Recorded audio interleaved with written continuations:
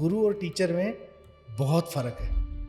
मैं आपको बताता हूँ कि टीचर वो है जो हमें इन्फॉर्मेशन देता है किसी भी चीज़ के बारे में, वो टीचर कहलाता है। और गुरु वो है जो हमें अपने एक्सपीरियंस के साथ में आगे लेकर जाता है। इसका जो शाब्दिक अर्थ है, जब हम इसको ब्रेक करते हैं, गुरु को इंग्लिश के अंदर में GURU बोलते हैं, तो उसमें GU है, उसका मतलब है अंधकार। RU का मतलब है अंधकार से प्रकाश की तरफ ले जाने वाला, मतलब जो हमें नाइट से निकाल कर दिन के उजाले के अंदर लेके जाता है, वो गुरु कहलाता है। तो लोग कहते हैं कि सर आजकल सब कुछ तो सोशल मीडिया पे अवेलेबल है, लेकिन फिर भी एक गुरु की क्यों ज़रूरत है हमें? गूगल भरा हुआ है, यूट्यूब भरा हुआ है, आप कोई सा भी सोशल मीडिया प्लेटफॉर्म उठा लीजिए, आपको अगर कुछ भी जानकारी चाहिए, आपको जानकारी ज़रूर मिल जाएगी, दैट इज़ फॉर श्योर। लेकिन अब उसके अंदर में दो बातें आती हैं कि वो जानकारी की ऑथेंसिटी कितनी है। तो उसको हो सकता है कि वो कहीं भटक जाए, गलत एक्सपीरियंस हो, तो उस एक्सपीरियंस से उसको बचाने के लिए गुरु का एक्सपीरियंस काम आता है वहाँ पर, कि उसको स्टेप बाय स्टेप उसकी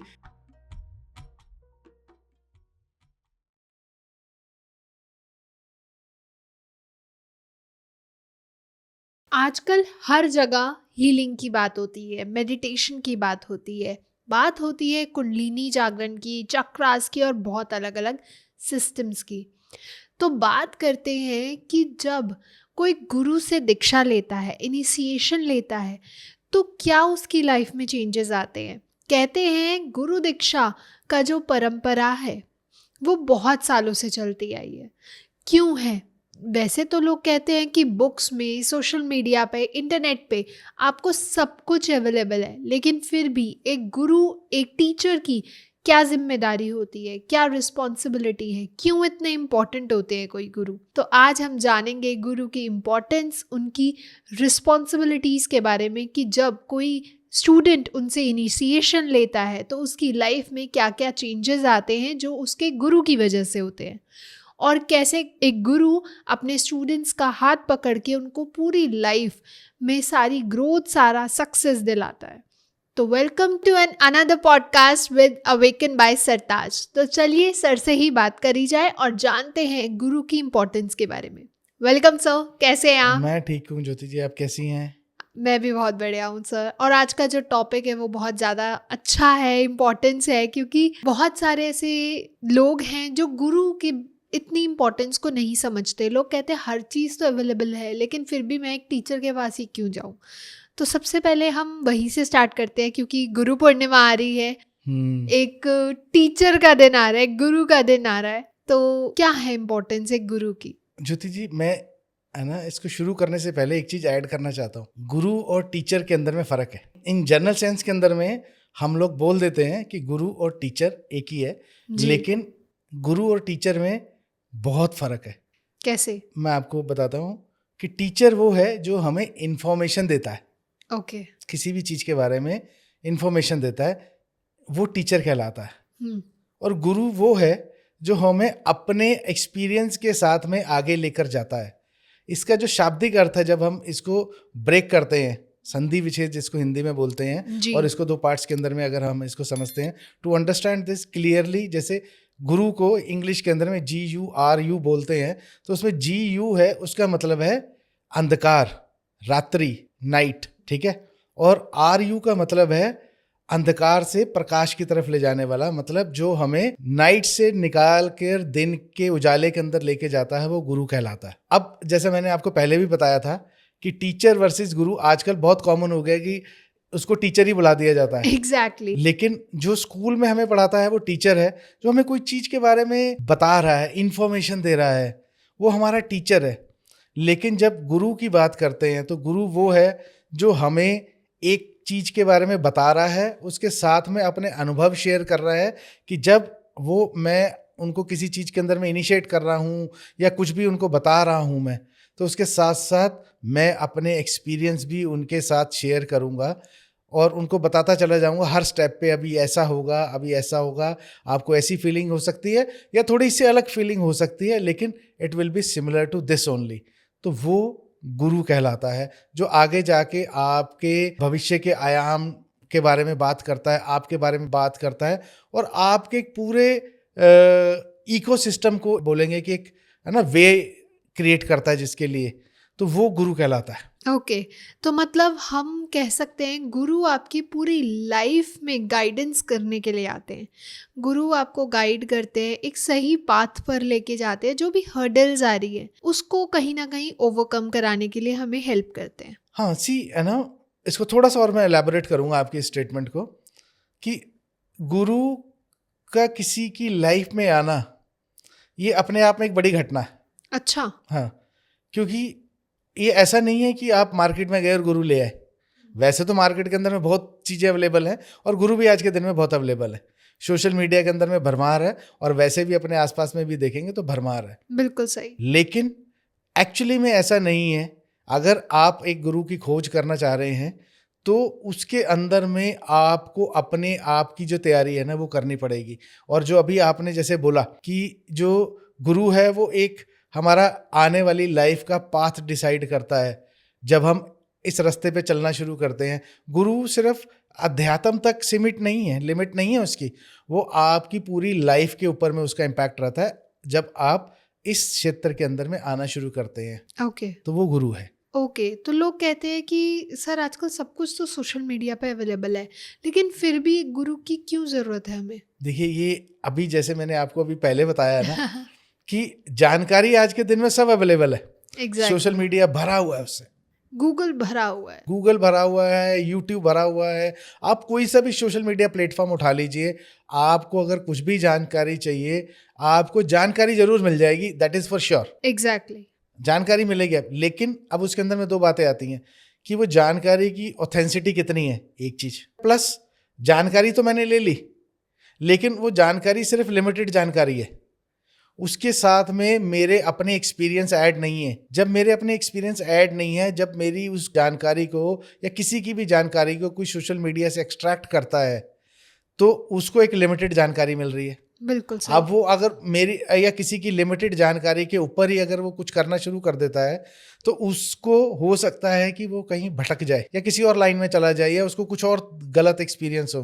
तो उस एक्सपीरियंस से उसको बचाने के लिए गुरु का एक्सपीरियंस काम आता है वहाँ पर, कि उसको स्टेप बाय स्टेप उसकी एनर्जीज को कैसे चैनलाइज करना है, उसको, ये गुरु का काम है। तो क्या हर स्पिरिचुअल सीकर को एक गुरु की आवश्यकता होती है? इसको मैं ना इस तरीके से बताना चाहूँगा क्योंकि ये बहुत इंटरेस्टिंग चीज़ है आज के कॉन्सेप्ट के अंदर में, कि क्या हर किसी को गुरु की जरूरत होती है। अगर हम लोग आज की सिचुएशन के अंदर में जाएं तो इन्फॉर्मेशन की तो भरमार है सोशल मीडिया पर, जैसे अभी हम लोगों ने डिस्कस करा। अब गुरु की इसलिए ज़रूरत है कि गुरु का अपना एक्सपीरियंस है उसके साथ में।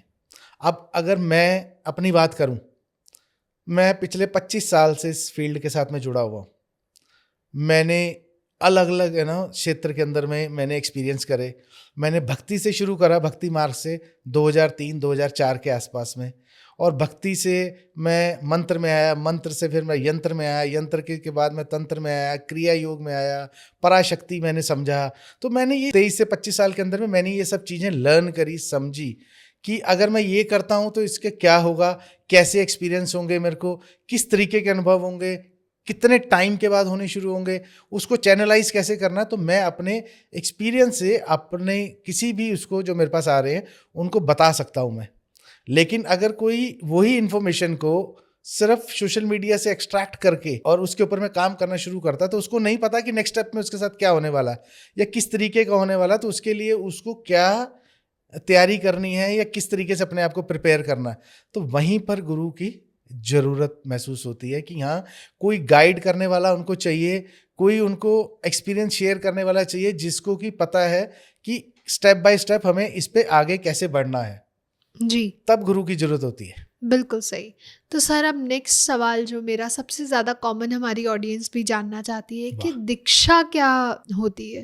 What is initiation? मैं इसको ना थोड़ा सा दूसरे तरीके से आपको समझाता हूँ। इनिशिएशन या हिंदी में उसको दीक्षा बोलें अगर हम लोग, ये हजारों सालों से चली आ रही है। ये गुरु शिष्य परंपरा के अंदर में दीक्षा का प्रावधान है जी, जो कि आदि गुरु भगवान शिव से शुरू हुई, चलते चलते आज यहाँ तक पहुँची है। ये नाथ संप्रदाय के अंदर में गुरु परंपरा को और ज़्यादा जोर मिला।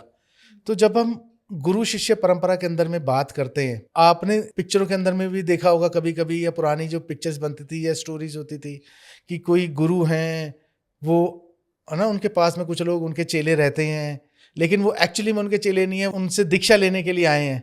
वो लगे हुए उनके पास में 5 साल से, 10 साल से, 20 साल से, 30 साल से आश्रम की सेवा कर रहे हैं, उनकी सेवा कर रहे हैं, उनकी गाय की सेवा कर रहे हैं, और बहुत कुछ कर रहे हैं, हार्ड वर्क कर रहे हैं। तब गुरु इतने साल में उनको पहचानता था कि हाँ, इस पर्टिकुलर पर्सन की, है ना, किस तरीके का है ये, इसको कैसी दीक्षा मिलनी चाहिए, इसको कैसा मंत्र जाप इसको देना चाहिए, या इसके पास में अभी भी इसके अंदर में अहंकार है, या ऐसी चीज़ें हैं, ईगो अभी भी इसके लेवल पे आ रही है। तो वो सब इतने सालों के अंदर में जज करता था। लेकिन वही चीज़ जब हम आज के कंटेस्ट में देखते हैं, तो आज के कंटेस्ट में उसका जो रूप है पूरा बदल चुका है। आज ना तो इतने शिष्यों के पास टाइम है, ना ही आज उनके गुरु के पास में इतना टाइम है कि 20-30 साल किसी के लिए वेट कर सके। अब इसके अंदर में क्या है कि दीक्षा जब किसी को दी जाती है, उसके अंदर में दीक्षा सिर्फ एक मंत्र प्रदान करना नहीं है, ये पूरा का पूरा अपने आप में एक इकोसिस्टम है। जो गुरु जब किसी को दीक्षा देता है तो उसको ये कमिटमेंट है गुरु की उस शिष्य के साथ में कि अगर शिष्य गुरु के कहने पे, जो गुरु कह रहा है वो चल रहा है, और अपने जिस तरीके से गुरु ने उसको समझाया है कि आपको डिसिप्लिन के साथ में ये मंत्र जाप करना है, डिसिप्लिन के साथ में आपको ये करना है, हर चीज़ उसने उस हिसाब से कर रहा है, तो गुरु उसके साथ में पूर्ण रूप से खड़े हैं। लेकिन अगर शिष्य अगर किसी भी चीज़ के अंदर में जो गुरु ने बताया उसमें नहीं कर रहा, तो उसमें फिर गुरु का वो जो इकोसिस्टम है उसको शिष्य को सपोर्ट नहीं करेगा, क्योंकि उसने गुरु के कहने पे जो उन्होंने बोला कि अगर लेट्स से गुरु ने एक उनको मंत्र दिया है ना, जो कि इनिशिएशन का पार्ट होता है, ठीक है, और वो मंत्र भी वो मंत्र है जो गुरु ने खुद किया होता है, उनके गुरु ने किया होता है, उनके गुरु ने किया होता है। तो उस मंत्र के अंदर में हजारों लोगों की शक्ति, जो इतने हजारों सालों से उसको जपा जा रहा है एक ही मंत्र को, वो सब उसके अंदर में इनकॉर्पोरेट हो गई है वो चीज जी। तो वो जब वो एक पावरफुल चीज उसको दे रहा है, तो अब उसको बता रहा है कि इसको लाइव करने के लिए उसको लेट्स से कि, है ना, 1.25 लाख के इसके जाप करने हैं, और वो उसको नहीं करता है। डेली जो उसको बताया जा रहा है वो नहीं करता, तो गुरु की जो कमिटमेंट है उस शिष्य के प्रति वो पूर्ण नहीं होगी उस केस के अंदर में। तो शिष्य का कर्तव्य बनता है कि अगर वो गुरु दीक्षा ले रहा है तो जो गुरु ने उसको बताया है उसको करे, उसको फॉलो करे टू बेस्ट रिजल्ट्स। तो ये गुरु दीक्षा इस तरीके से चलती है। तो सर, दीक्षा का असली मतलब क्या है? कि जब दीक्षा होती है तो उस समय क्या होता है असल में? सिर्फ मंत्र देना या मंत्र जाप करवाना, या गुरु जो अपना गुरु मंत्र होता है वो कान में फूंक देता है, तो क्या बस इतना ही है या इससे भी बहुत कहीं अधिक गुना है? ये एक बहुत ही अच्छा क्वेश्चन है ज्योति जी, और इसको मैं कुछ इस तरीके से समझाता हूँ। देखिए, जो एक मंत्र देना वो एक उसका एक बहुत छोटा सा पार्ट है एक्चुअली में, ठीक है। अब उसके अंदर में गुरु डिसाइड करता है कि इस शिष्य को इनिशिएट करना है, दीक्षा देनी है जिसको। अब उसको समझता है वो कैसा है, किस तरीके का मंत्र इसको काम करेगा इसके ऊपर में। अब जरूरी नहीं है जो गुरु जो मंत्र जप रहा है वो ही दे उसको, हो सकता है कि उसकी प्रकृति और गुरु के मंत्र की प्रकृति डिफरेंस हो। अच्छा, हाँ, ये भी देखा गया है। तो वो गुरु डिसाइड करता है वो। तो मतलब गुरु मंत्र भी अलग अलग प्रकार के होते हैं? गुरु मंत्र भी अलग अलग प्रकार के होते हैं। जरूरी नहीं है कि जो मैं मंत्र कर रहा हूँ वही मंत्र मैं उसको भी दूं, क्योंकि हो सकता है कि उसकी प्रकृति के साथ में मेल नहीं खा रहा, एक चीज। दूसरी चीज इसके अंदर में क्या होती है कि जब गुरु किसी को इनिशिएट कर रहा है तो गुरु की उसको कमिटमेंट है। दीक्षा को इस तरीके से देखा जाता है कि गुरु की उसको कमिटमेंट है कि मैं आपके साथ में हर उस मोड पे खड़ा हूं जहां पर आपको रुकावट महसूस होगी लाइफ के अंदर में। ओके। वो किसी भी किस्म की रुकावट हो सकती है, वो अध्यात्म हो सकती है, वो प्रोफेशन से रिलेटेड हो सकती है, वो पर्सनल हो सकती है, कुछ भी हो सकती है। तो गुरु का बेसिक जो मतलब है कि उसको हर प्रॉब्लम से लाइफ की निकाल के आगे बढ़ाना, ताकि जो ऑब्जेक्टिव उसने अचीव करना लाइफ के अंदर में, फाइनल जो उसका ऑब्जेक्टिव है वो उस तरफ बढ़ सके। क्योंकि जो उसका फाइनल ऑब्जेक्टिव है उसके और उसके बीच में बहुत सारे उसकी प्रॉब्लम्स हैं, उसकी पर्सनल प्रॉब्लम आएगी, कभी उसके ऑफिस से उसको प्रॉब्लम आएगी, कभी उसको अलग तरीके की प्रॉब्लम आएगी, कभी उसका अपना मन नहीं करेगा कुछ करने का, कभी उसको नेगेटिविटी का इशू आएगा। तो इन सारी प्रॉब्लम्स को दूर करते हुए गुरु उसको उसके ऑब्जेक्टिव की तरफ लेके जाएगा और हर प्रॉब्लम को वो धीरे धीरे करके साइडलाइन करता जाएगा ताकि उसके लिए पाथ क्लियर होता चला जाए। और उसमें जो गुरु मंत्र दिया जाएगा वो उसके अंदर में एक रोल निभाता है, उसके एनर्जी लेवल को एनहेंस करता है, उसके कॉन्फिडेंस को बढ़ाता है उसके अंदर में, और साथ में उसको ये सेंस देता है कि हाँ, ये मंत्र के साथ में मेरा गुरु मेरे साथ में है। तो उसको वो जब वो सेंस और वो कॉन्फिडेंस आता है तो वो अपने पाथ पे धीरे धीरे चलना शुरू करता है, और जैसे जैसे वो चलना शुरू करता है कॉन्फिडेंस के साथ में, तो धीरे धीरे उसकी प्रॉब्लम जो है वो सॉर्ट आउट होती जाती है, न्यूलिफाई होती जाती है और आगे बढ़ता जाता है। ये दीक्षा का एक प्रॉपर अर्थ है। लेकिन आज के दिन में इसको थोड़ा सा डिफरेंट, थोड़ा सा एक अलग तरीके से आज के दिन में इसको बताया जाता है, जो कि सोशल मीडिया पे काफ़ी ट्रेंड में रहती हैं ऐसी चीज़ें। तो मैं उस बारे में बहुत ज़्यादा बात नहीं करूँगा। जो मैंने आज तक अपने एक्सपीरियंस के साथ में समझा और मेरे गुरुओं से और जिनसे भी मैंने सीखा, ये सब उन्होंने जो मेरे को सिखाया वो किस तरीके से है, तो वो ही मैं आपके सामने पर्सपेक्टिव यहाँ पर पेश कर रहा हूँ। ओके, तो सर हमने मंत्र के प्रकार के बारे में तो जान लिया, क्या दीक्षा भी अलग अलग प्रकार की होती है? कि जो स्टूडेंट आपके पास आया है, जो शिष्य आपके पास आया है, उसका क्या मोटिव है, क्या उसका विजन है और वो क्या करना चाहता है, उसको क्या करना चाहिए, ये सब देखकर उनको दीक्षा देते हैं? देखिए, ये ना एक बहुत ही सब्जेक्टिव है ये क्वेश्चन। अभी मैं प्रेजेंट कंटेस्ट में बात करता हूँ। आज के दिन में अगर कोई दीक्षा लेने आ रहा है, ज़्यादातर केसेस में देखा गया है कि उनको अपने सक्सेस होने के लिए उनको एक शॉर्टकट चाहिए। Completely agree. ठीक है, तो जबकि ऐसा है नहीं है। अब शॉर्टकट चाहिए, गुरु के पास आया, गुरु ने उसको दीक्षा दी, अब वो 2 महीने करेगा, 3 महीने करेगा, उसको रिजल्ट भी इमीडिएटली चाहिए कि गुरु ने उसको बोला कि बेटा ये तेरे को ये करना और ऐसे करना। अब उसको 2 महीने 3 महीने के अंदर में अगर उसको रिजल्ट नहीं आए ना, वो कहेगा नहीं यार ये तो बेकार है, ये छोड़ छाड़ के चला जाएगा, वो किसी और के पास चला जाएगा। होना क्या चाहिए एक्चुअली इसके अंदर में कि आप जब एक गुरु के पास जा रहे हो तो पहले तो गुरु के पास जाने के लिए आप अपने आप को तैयार करेंगे, गुरु तैयार नहीं करेगा आपको।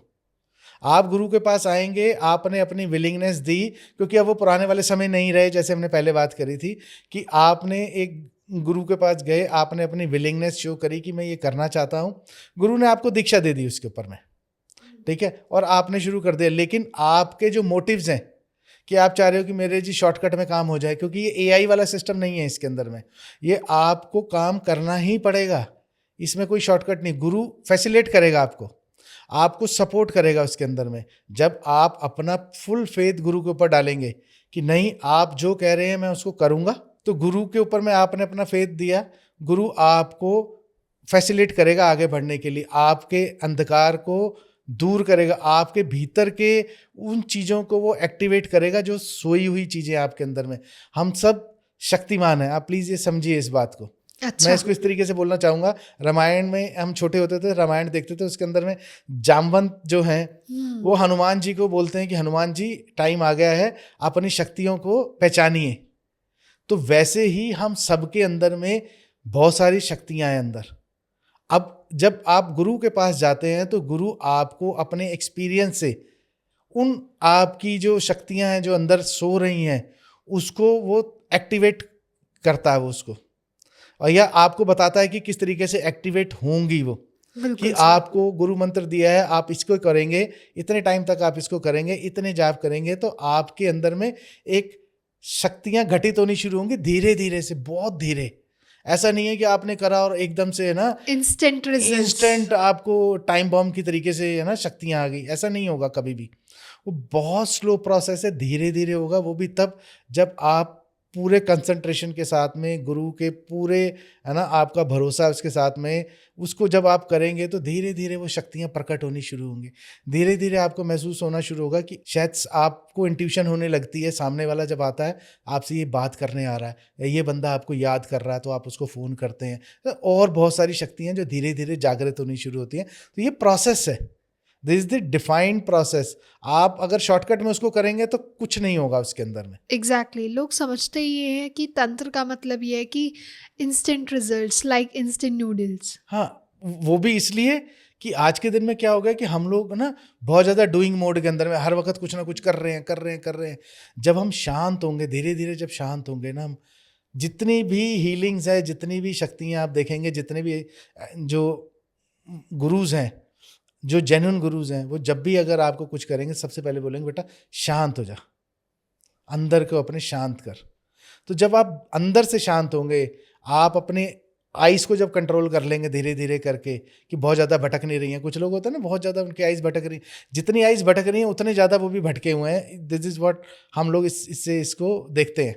अच्छा। हाँ, तो जस्ट ऑफ द ट्रैक आपको बात बोली मैंने, ये दर्शकों के लिए भी है, ये इस चीज़ से वो समझ सकते हैं। तो उसके अंदर में उनको धीरे धीरे से जैसे जैसे वो शांत होते जाएंगे, धीरे धीरे से उनके भीतर से है ना ये उनकी अपनी शक्तियाँ जागृत होनी शुरू होंगी, जो उनको गाइड करेंगी, इनर गाइड करेंगी गुरु के सपोर्ट के साथ में। तो इस तरीके से ये सब घटित होता है। तो सर लोग कहते हैं कि शिष्य गुरु को ढूंढते हैं, लेकिन कुछ लोग कहते हैं गुरु शिष्य को ढूंढते हैं। तो ऐसा कैसे पॉसिबल है? क्या होता है? क्या सच है? ये ना एक फिनोमेना है जो घटित होता है, और ये दोनों साइड से घटित होता है। अच्छा। शिष्य गुरु को ढूंढता है और गुरु भी शिष्य को ढूंढता है, ठीक है, क्योंकि गुरु के पास जो ज्ञान है, अब वो ज्ञान किसी को उनको देना है। यही कार्य करने के लिए या यही ऑब्जेक्टिव के साथ में वो यहाँ पर अवतरित हुए हैं या उनका आना हुआ है यहाँ पर, तो जिस काम के लिए उनको भेजा गया है। तो लेकिन गुरु शिष्य को ढूंढने के लिए कहीं जाते नहीं हैं, वो अपनी जगह पे बैठे हैं।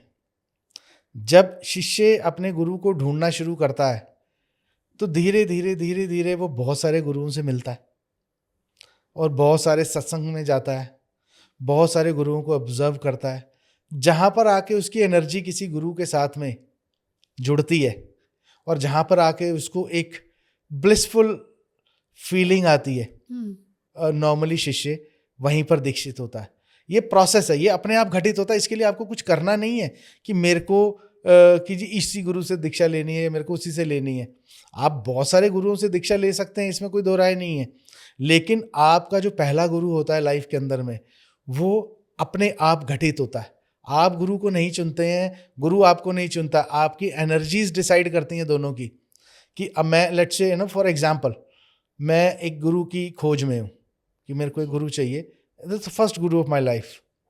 मैंने बहुत सारे सत्संग में गया, इधर गया उधर गया, बहुत सारे लोगों से मिला, बहुत सारे ना उस पर मैंने ढूंढा, नहीं हो रहा। लेकिन अचानक मैं कभी एक दिन मेरे माइंड में आया कि चलो आज मैं ये सत्संग अटेंड करता हूँ।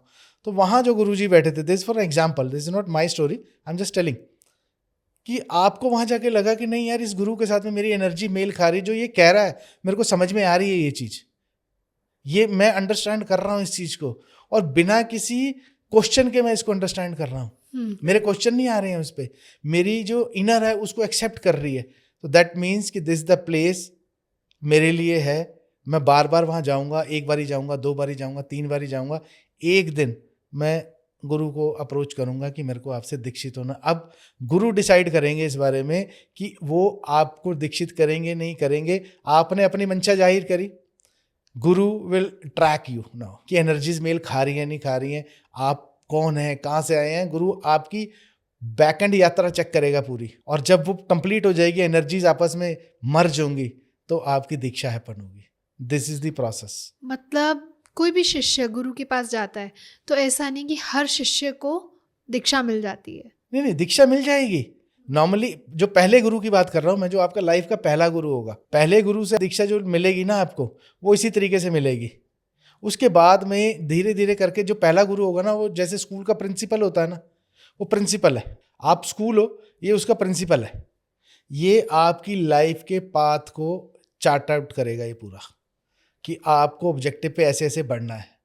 आप जैसे जैसे अपने ऑब्जेक्टिव की तरफ क्लियर होते चले जाएंगे, उसके अंदर में आपको किसी और नई चीज़ को सीखने की ज़रूरत है, तो आप उस नई चीज़ को भी सीखेंगे। जैसे मेरे साथ ये घटना घटी, जैसे मैं जब फर्स्ट टाइम अपने गुरु से मिला, तो मैंने उनके साथ में भक्ति के अंदर में मैंने बहुत साल उनके साथ में रहा। फिर उसके बाद में मैं तंत्र में गया, फिर मैं मंत्र में गया, यंत्र में गया, तो अलग अलग गुरु थे। लेकिन ये जो मेरे गुरु थे ये एक प्रिंसिपल की तरह थे मेरी लाइफ के अंदर में। उसके बाद में मैंने अलग अलग चीज़ें सीखी, क्रिया योग सीखा, तंत्र सीखा, यंत्र सीखा, मंत्र सीखा। ऐसे ही ये घटना सबके साथ घटित होगी। अगर वो सीखना चाहते हैं दूसरी दूसरी चीज़ों को, तो आपके जो प्रिंसिपल गुरु हैं वो आपको फैसिलिटेट करेंगे चीज़ों को। एक दूसरा, जैसे मैंने पहले भी बताया था कि आपके अपने पर्सनल लाइफ के अंदर में भी वो उस पाथ को क्लियर करेंगे ताकि आप अपने ऑब्जेक्टिव को अचीव कर सकें। तो बिल्कुल। ये दोनों घटनाएं साथ साथ घटित होंगी। अच्छा, और दीक्षा के बाद एक शिष्य की लाइफ में सबसे पहले क्या परिवर्तन आता है? Very nice question, very nice question. इसको इस तरीके से कह सकते हैं कि एक, मैं जो इसको देखता हूँ एक महापरिवर्तन के रूप में मैं देखता हूँ उसको। कैसे? कि अगर शिष्य सही में डेडिकेटेड है अपने गुरु के लिए, तो उसकी लाइफ के अंदर में जो सी चेंज आएगा, एक बहुत बदलाव आएगा उसकी लाइफ के अंदर में। वो बदलाव इस तरीके का होगा कि वो पहले जो उसका सोच था किसी भी चीज़ को देखने का, काम करने का, वो बदल जाएगा। ऐसा नहीं है कि इंस्टेंट बदल गया, लेकिन वो छोटी छोटी चीज़ों से बदलेगा। लेकिन शिष्य उस वक्त उसको महसूस कर पाएगा, बाहर के लोग नहीं कर पाएंगे। लेकिन जैसे जैसे वो उस चीज़ के अंदर में और ना गहराई में जाता जाएगा, वो हर चीज़ को लेके उसकी समझ, उसको कैसे करना है चीज़ों को, वो गहराई में उतरता चला जाएगा। धीरे धीरे लोगों को भी लगेगा कि this person has become a different. अभी इसका काम करने का तरीका बदल गया है, ये थोड़ा शांत हो गया है ना, हर चीज़ को गहराई से समझता है, बोलने से पहले सोचता है कि क्या बोलना है। तो ये चीज़ें हैं, कुछ धीरे धीरे करके घटित होना शुरू होती हैं। पहले तो आप खुद इस चीज़ों को नोट करते हो, फिर धीरे धीरे आपके घर वाले नोट करते हैं, आपके फ्रेंड्स नोट करते हैं, आपके रिश्तेदारी में धीरे धीरे लोग नोट करते हैं। वो धीरे धीरे वो चीज़ जब फैलनी शुरू होती है, तो आपको समझ में आता है कि हाँ, मेरे साथ में ये चीज़ें घटित हो रही हैं मेरे अंदर में। तो जब आपको उसका लाइव फीडबैक मिलना शुरू होता है ना, तो आप बहुत एक्साइटेड हो जाते हो कि हाँ, मेरे साथ में ये अब घटनाएं घटित हो रही है। इमेजिन, है ना, एक आदमी को बहुत गुस्सा आता है और धीरे धीरे जब वो दीक्षित हुआ गुरु से, और गुरु को उसने बताया भी कि मेरे को गुस्सा बहुत आता है और उसके अंदर मैं गलत डिसीजन मेकिंग कर देता हूँ या ऐसा कुछ हो जाता है, तो दीक्षित होने के बाद में उसने महसूस करा कि कुछ टाइम के बाद में, 1 महीने के बाद में, मेरे को लग रहा है कि गुस्सा कम कर रहा हूँ, मैं थोड़ा मैं मैच्योर लग रहा हूँ, अपने आप से ही मेरे को फीलिंग आ रही है। हो सकता है मेरी फीलिंग गलत भी हो, लेकिन जैसे जैसे मैं वो गहराई में उसकी उतरता चला जाऊंगा। किस दिन मेरे मम्मी या पापा ने बोला कि थोड़ा तू पहले से बदल गया बेटा, क्या बात है, सब ठीक है ना? तो आपको लगेगा कि नहीं, कुछ something is happening inside. That was a first instance कि किसी ने उसको रिकग्नाइज करा, जो आपके इमीडिएट आपके साथ में रह रहे। ऐसे ही धीरे धीरे करके आपके अंदर में बहुत सारे चेंजेस आएंगे, बहुत सारे बदलाव आएंगे, जो कि आपके गुरु दीक्षा के बाद में जो चेंजेस हैं, आपकी अपनी ईगो कम हो जाएगी चीज़ों को लेके, आप, है ना, अंडरस्टैंडिंग हो जाएंगे बहुत ज़्यादा लाइफ के अंदर में, बोलने से पहले सोचेंगे। तो ऐसी बहुत सारी चीज़ें घटित होना शुरू हो जाएंगी आपके साथ में, जब गुरु आपके लाइफ के अंदर में आएंगे और आप जब उनसे दीक्षा लेंगे। ओके, तो ये तो बात हो गई गुरु दीक्षा के बाद की।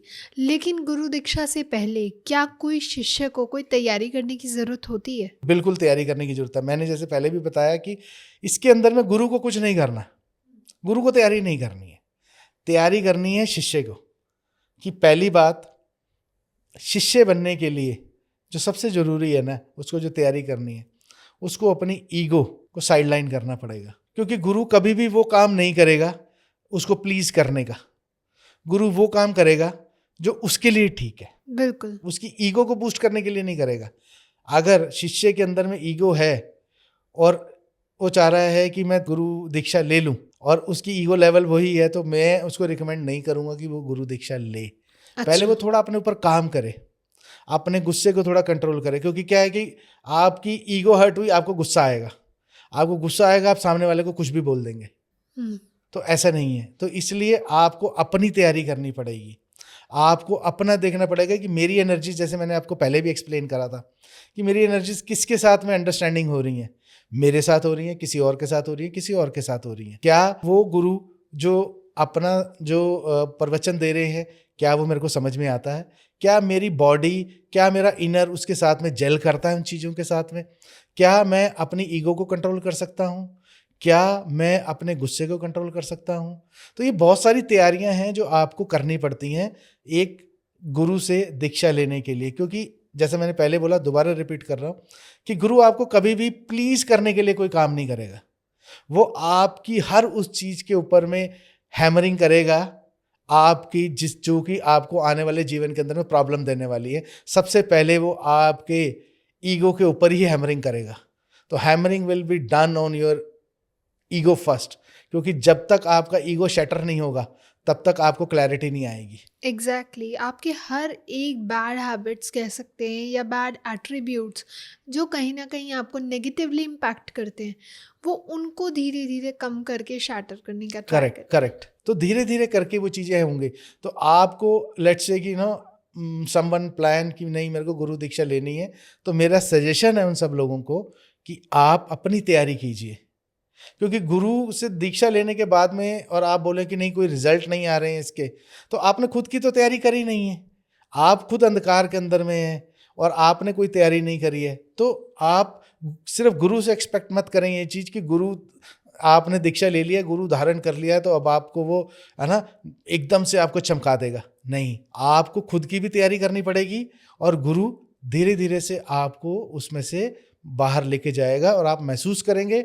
और थोड़े टाइम के बाद में आपके आसपास वाले सब लोग उसको बोलेंगे कि हाँ ये बंदा डिफरेंट है, this guy is different now, है ना, some change, very patience, very calm, बहुत कम गुस्सा करता है, मैच्योर हो गया है। ऐसे वर्ड सुनने को मिलेंगे आपको। ओके तो सर दीक्षा के बाद जिम्मेदारी सबसे ज़्यादा किसकी बढ़ती है, गुरु की या शिष्य की? सी दिस इज, है ना, इसके अंदर में अभी हम लोग पॉडकास्ट शुरू करने से पहले एक बात कर रहे थे, मैं आपको अपना एक्सपीरियंस बता रहा था जी। तो जब एक शिष्य को दीक्षित करा तो उसके बाद में गुरु की अपनी जो रिस्पॉन्सिबिलिटीज है ना टुवर्ड्स उस शिष्य के बहुत ज़्यादा बढ़ जाती है। अच्छा।